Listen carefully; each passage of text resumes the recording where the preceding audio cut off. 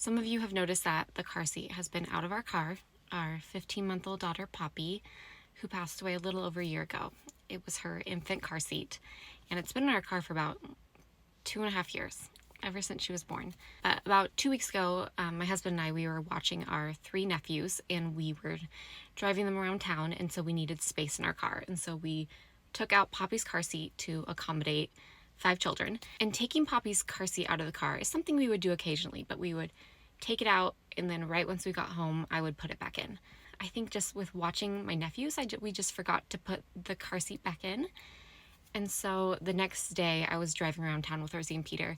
I hate to admit this, but it just kind of felt good with Rosie and Peter to have extra space in the car. And every day I would just kind of prolong putting it back in, because just out of convenience for Rosie and Peter, it was nice for them to have this space. But it's been a huge mental struggle for me over the past week and a half.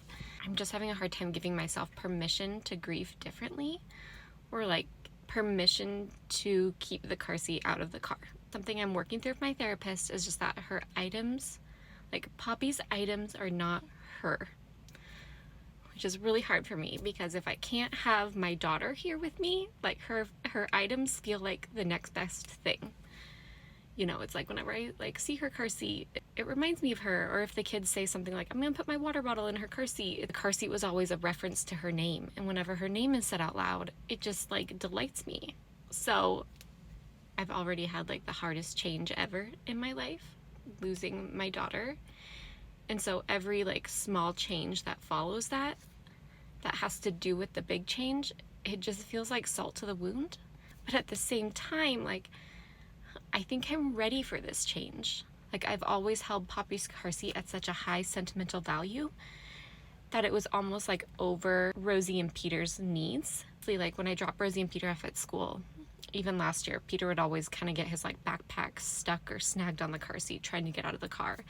And the past few days this week, dropping him off at school, it's just been easier.